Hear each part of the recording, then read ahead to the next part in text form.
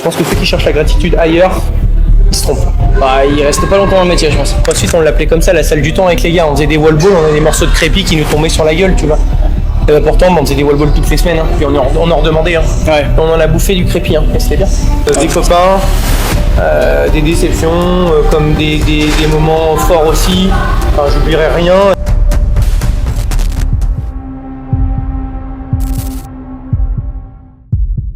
Et attends, faut qu'on soit raccord dans notre connerie là.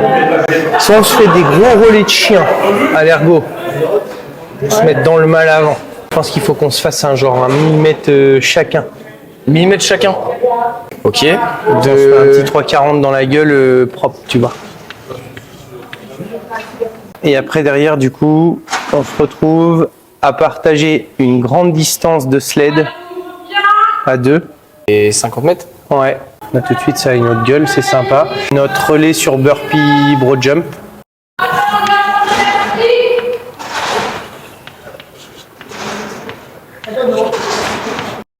Deux. Un par semaine. Oh ouais, un petit comme ça là, un sexy là. Qui te réveille, ça c'est vraiment sexy, mais du coup c'est pas un 3 tours. On modifie, on fait un fort time, c'est tout. Ça, en vrai ça me va. Hein. Ça me va. Oui, non, on fait un fort time. C'est pas mal, hein. Ouais, là c'est costaud déjà. On est relevé, hein. Et comme ça, on les met, on se met côte-côte. Ouais. Et on meurt. Super. On vit ensemble, on meurt ensemble. Et moi, je pense que c'est ça de là ou pas? Ouais, impeccable. On va charger le sled. Là, si on veut passer pour des adultes, des hommes adultes, on doit mettre la charge de l'Aerox. Ah ouais, c'est clair. De toute façon, nous ici, on fait 160 minimum. Hein. Ok. Genre pour les teams, je pense que c'est un bon entraînement. Ouais. Tu sais, on travaille bien nos relais après. Quand on est fatigué sur le sled, on fait bien nos relais sur les burpees comme on veut, on se fait une stratégie, on la tient. Comme ça, pas de faille. Dans la vie, il faut savoir aimer se faire du bien de temps en temps quand même. Hein?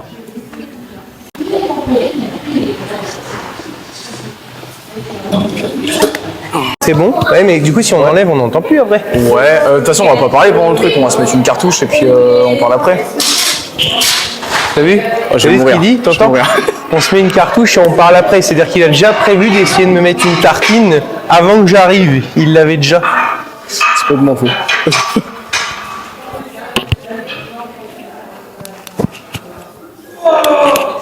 C'est ça, par contre, les plus larges. J'aurais pas dire de conneries, mais je crois que les filles sont plus larges. Pour les experts. Ceux qui aiment la mobilité. Tu peux nous expliquer un peu le rôle? Oh, il n'y a pas de micro. Ah merde, putain, c'est chier. Vous pouvez l'expliquer à Georges, c'est bien. C'est pour lui toucher les abdos pecs. Il touche les pecs là. Tu kiffes? Oui, ça, il pique un peu. C'est pas bah là on va faire un fort time du coup. intelligent. Donc là on va y aller à FAP, pleine bobine, à fond. Enfin, c'est ça hein, l'idée. Ouais exactement. Voilà.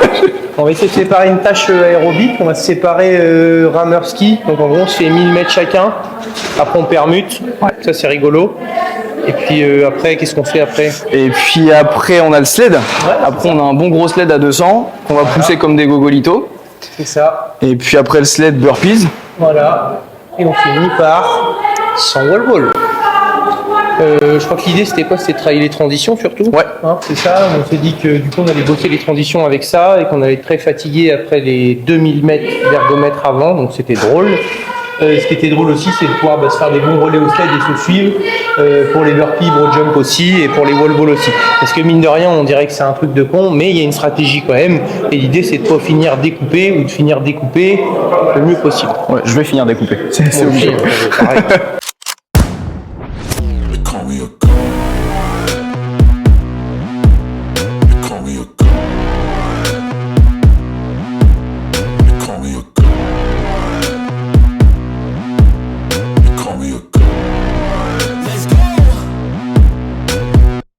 I'm about to go off like a weapon. Fuel to the top, got a filled up engine. In my thoughts, obsession. I will not stop, no, I'm never second guessing. I got a God complex. Haters love to hate, but I never feel pressed. Got a lot on my plate, but I never get stressed. I'll take all the pressure like I'm acing this test. Tear it up like I'm Jason. I see the world like it's ready for the taking. I see this place like a game I'm playing. Straight to the bank to collect my payments. No negotiations, it's my way, I was born impatient. And like a damn Freemason, I'll run this nation. They call me a god. They call me a god. They call me a god. They call me a god. I don't know how to stop, I just go till I drop. Whether it's working or shots, give it all that I got. You can watch me work in my element. Anyone in the way is irrelevant. You wanna cross me, cool, not intelligent. Cause I don't forget shit like an elephant. Go ahead and tempt me, put it on the line and you'll come up empty. If I got time, I'm deadly. Never caught off guard, no, I'm always ready. I got a hand real steady. Look me in the eye and you'll see no hezzy. About to get real messy. I'll put you in a grave 6 feet like Kenny.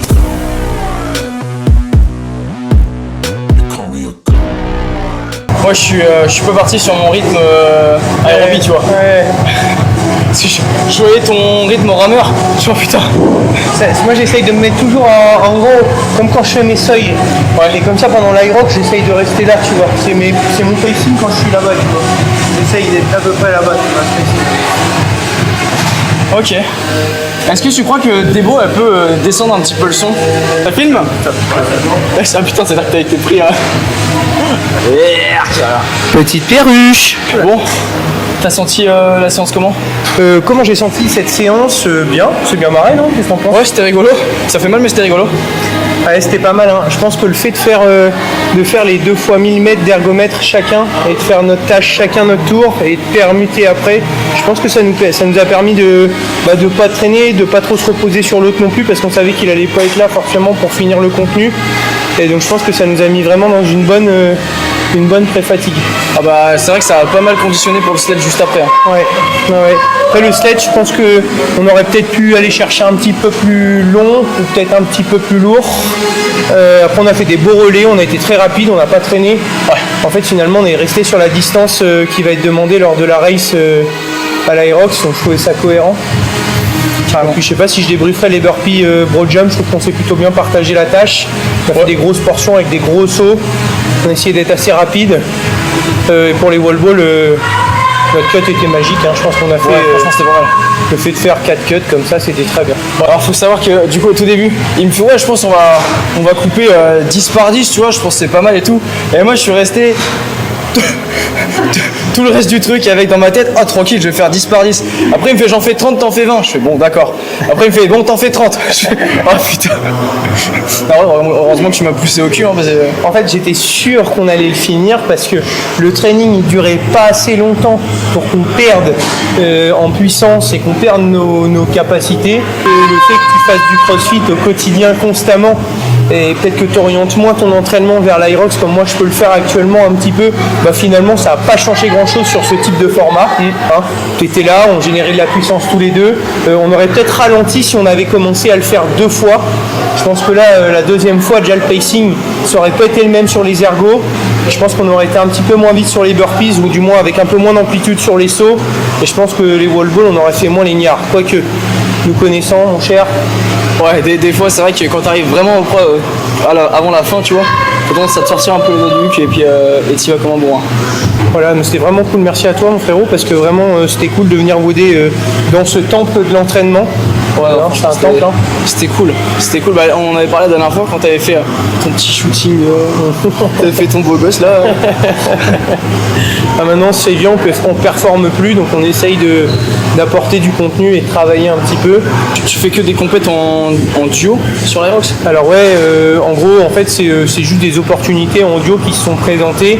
Et puis je vais te dire une chose, avant j'étais vraiment un peu plus pro compète, j'étais un petit peu plus élitiste peut-être dans ma façon de voir les choses. choses, un petit peu plus renfermé. Et c'est vrai que le fait d'avoir arrêté un petit peu la compète, ça m'a permis aussi de me détacher un petit peu de l'entraînement et des protocoles de l'entraînement.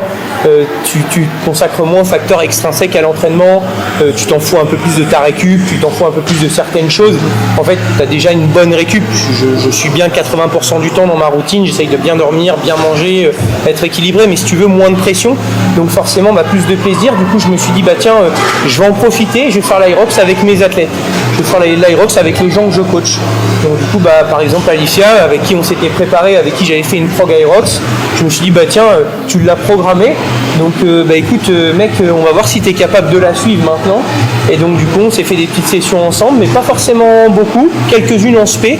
Et puis après elle a suivi la prog que je lui avais faite et écoute, ça a payé visiblement, on a fait notre sub 65. Et puis Angélique, du coup, mon amie Angélique qui tient le fitness park Carpiquet, donc qui est qualifiée, elle qui part à Chicago là dans 15 jours. Donc, en solo elle le fait? Ouais, en solo, ça y est, elle part le faire en solo. Beau gosse, hein. Ouais, c'est beau gosse, surtout en master comme elle le fait elle, donc c'est vraiment bien d'être gérante de salle de sport. On connaît ça, tu connais aussi, gérant de structure comme moi j'ai été aussi, s'entraîner, gérer en même temps, essayer de rester à la page, être compétent, donner à ses adhérents. Moi je pense que c'est ça le plus important, un coach il est là pour ses adhérents et tu vois, le fait de faire de la compète maintenant avec mes athlètes, avec mes élèves, là on se fait un team, on va essayer de se faire un relais là avec les garçons que je prépare là aussi.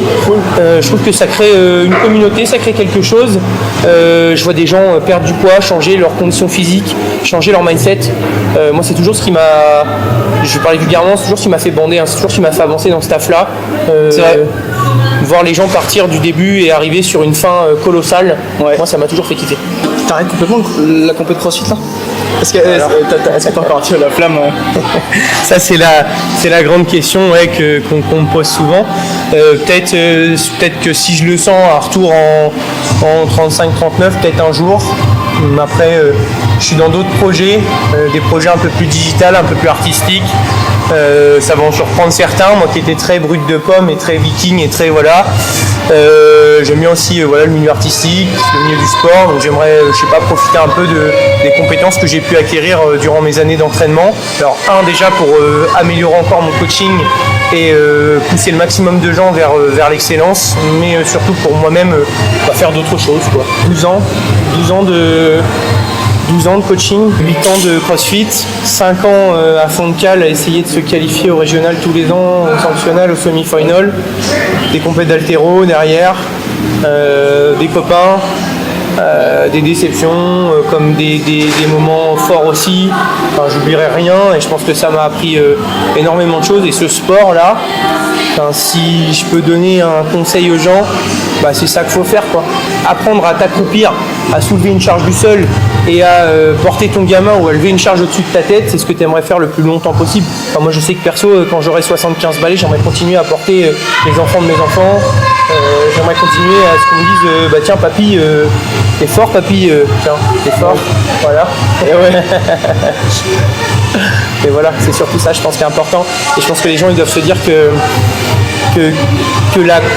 l'évolution physique que tu vas avoir, le physique que tu vas avoir, ce sera une conséquence des actions que tu auras menées tout au long de ta vie, tu vois.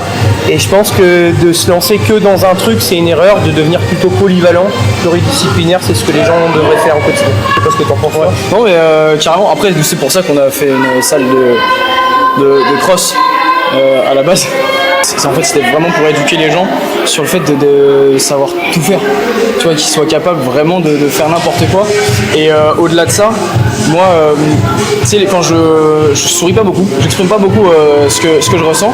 Et quand t'as des adhérents, ils se mettent vraiment dans le mal. Genre le père de famille qui a jamais fait de sport ou quoi. Ou tu sais, j'ai le sourire et ils me disent ouais, t'es un bâtard, t'aimes bien quand on se fait mal et tout. Et en fait, moi, c'est juste le fait de voir que dans leur tête, en fait, ils vont plus loin que les limites qui se sont imposées. Et ça, c'est ouf. J'adore ce que tu dis parce que ça me fait vachement penser à ça. Et tu sais, moi je me rappelle, j'étais avec un de mes stagiaires et il me disait Max, t'as vachement apporté à telle ou telle personne depuis quelques années et on ne dit pas merci. Et en fait, je leur dis toujours qu'en fait, le coach, il attend jamais qu'on lui dise merci. T'es comme moi, t'es pareil, t'attends pas qu'on te dise merci. Et en fait, la gratitude que tu la trouves dans l'évolution de tes élèves. Ça veut dire que moi, quand je vois mes élèves performer, bah, c'est à ce moment-là où j'ai ce moment de gratitude.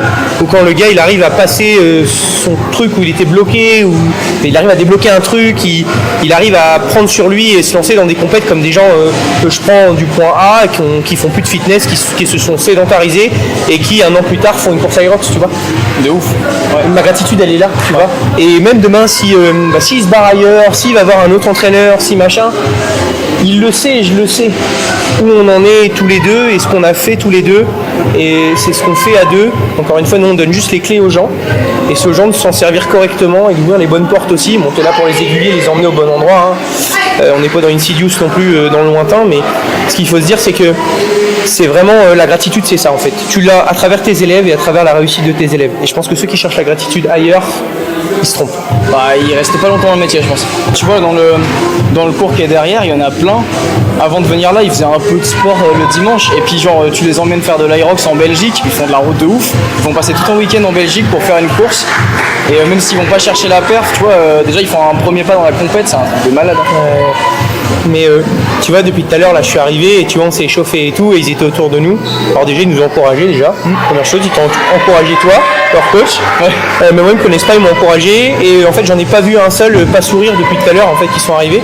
C'est-à-dire qu'au moment où ils ont passé la porte de chez toi, et à ce moment-là, t'es là, tu vois, là, ils viennent de prendre une cartouche, bah, ils se marrent, ils sont contents. Voilà. Ouais, c'est ce qu'on essaie de faire ici. Hein. La bonne ambiance, zéro prise de tête. Même si on fait des choses sérieuses, parce qu'on est des mecs sérieux, en fait, on se prend pas la tête, ça sert à rien de se prendre la tête. Tu dis, t'as raison. Je pense que ce qu'il faut surtout, c'est... moi, j'essaye d'être la meilleure version de moi-même. Alors, j'y arrive pas forcément tout le temps. Je suis maladroit des fois, je fais des erreurs. Enfin, c'est comme ça que je pousse mes adhérents, c'est comme ça que je pousse mes athlètes. Et en fait, quand ils arrivent et ils râlent pour un truc X ou Y, je leur dis toujours, bah voilà, ok, t'as passé une journée de merde. Laisse ta journée dans ta bagnole ou dans ton téléphone ou arrête de stalker. Viens faire 2-3 burpees avec nous. Tu vas voir, ça va aller mieux tout de suite. C'est hors du temps. Hein. Ici, tu peux l'appeler comme ça, hein, c'est la salle du temps. Moi, ma première box de CrossFit, on l'appelait comme ça, la salle du temps avec les gars. On faisait des wall balls, on avait des morceaux de crépi qui nous tombaient sur la gueule, tu vois. Et bah, pourtant, on faisait des wall balls toutes les semaines, hein. Puis on en redemandait. Hein. Ouais. On en a bouffé du crépi, hein. Et c'était bien. Ouais. Ça te manque un peu l'environnement box. Ouais. En vrai, ce qui me manque, c'est qu'en fait, j'ai pas forcément un discours modéré parce que je suis dans une salle de fitness, parce que j'ai de la chance d'être dans un des fitness parks les plus récents de France. Avec une équipe hors du commun justement avec Angélique justement qui gère le fitness avec François qui sont Angélique qui est pro Aerox et qui est pro compète aussi, avec qui je m'entraîne, que j'ai entraîné et avec qui je m'entraîne encore aujourd'hui. Et en fait j'ai cette chance d'être retombé dans un univers où j'ai pu y mettre ma patte aussi. Ouais. Et aujourd'hui on marie bien le système muscu, plateau, body, etc. avec l'Aerox. J'ai même des bodies qui viennent faire de l'Aerox pendant leur période de sèche ou qui viennent me voir pour faire du circuit.